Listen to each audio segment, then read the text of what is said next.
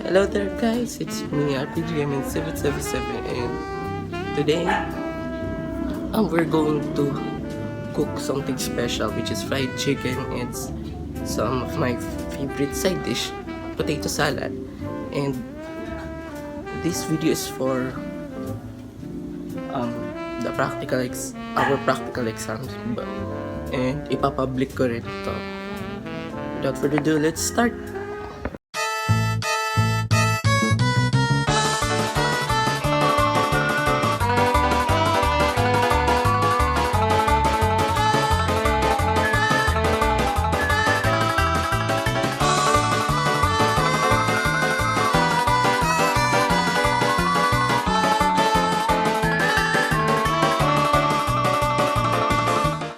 So here are the ingredients: chicken, flour, salt, pepper, cornstarch, and oil.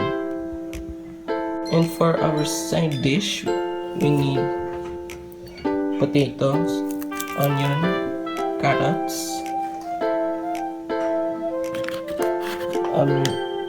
pineapple, tidbits, mayonnaise, and fish sauce, and sugar, and parsley. So first thing na gagawin natin, isi-season muna natin sila with salt and pepper. So unahin muna natin yung salt.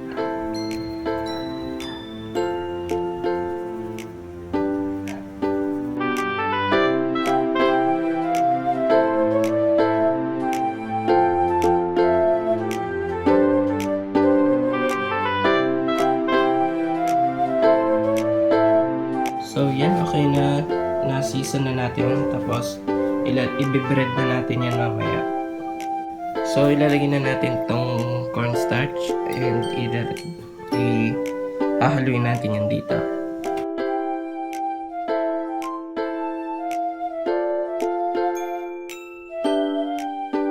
So a few minutes have passed and nababad na yung asin, paminta at yung cornstarch sa chicken niya. I-coat na natin siya sa flour and then ipiprito. A few moments later. So na-preheat na natin yung pan and lalagyan na natin ng mantika. So ayan, ibabalot na natin yung chicken sa flour. And ito yung isa sa mga favorite kong part, which is drumstick.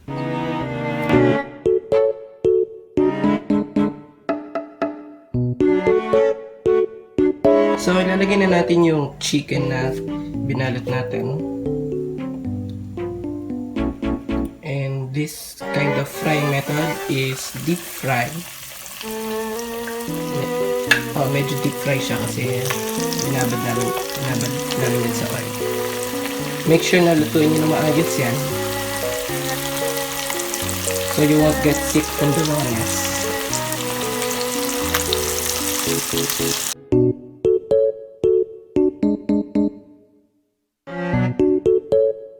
Would you look at that? It's already golden brown, parang restaurant style.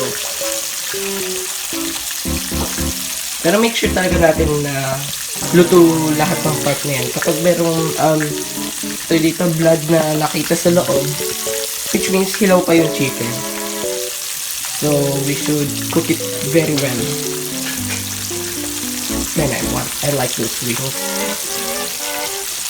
You could see golden brown na siya, and sa itsura pa lang niya mukhang crispy na siya, and that's what we're trying to achieve, the crispiness and the tastiness of the chicken. So, and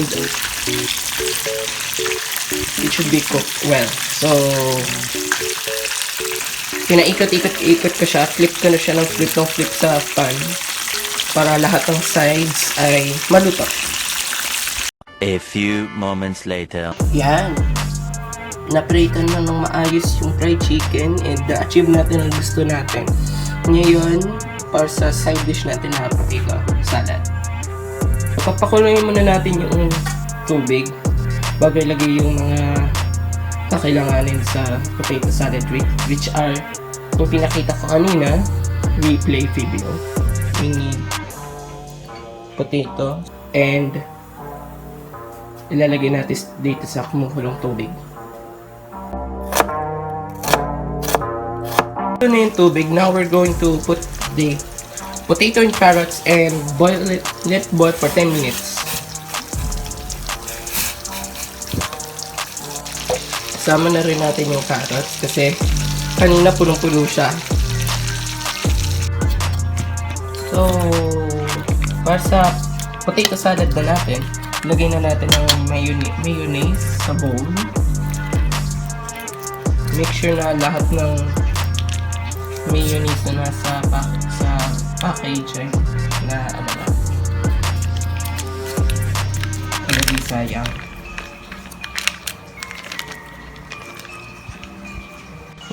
Next is pepper and then some sugar, fish sauce, onions, and parsley.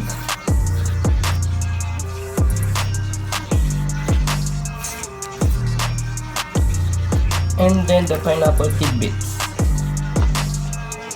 And we're going to mix it all together. Ang sarap. Pero wala pang patatas.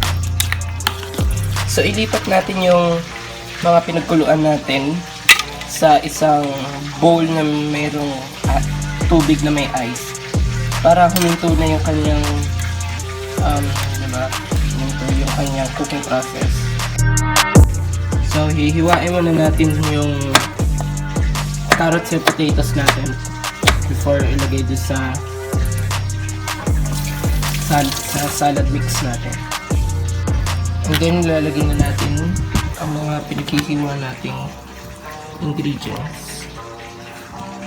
There we go. And ayan na lahat ng ating potato salad. And hahaluin na natin.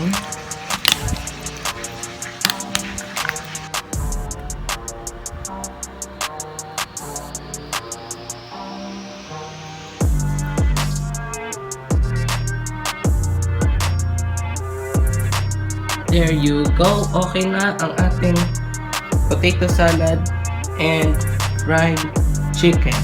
Kain na. So let's taste this.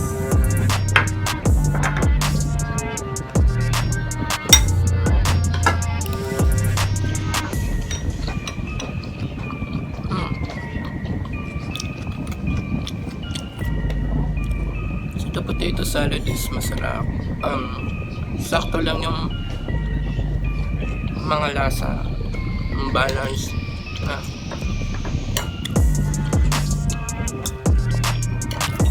And for the fried chicken,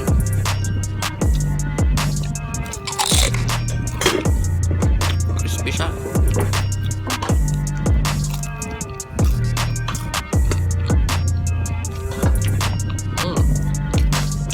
It's way more than expected. Thank you guys for watching. Hopefully na nabusog kayo.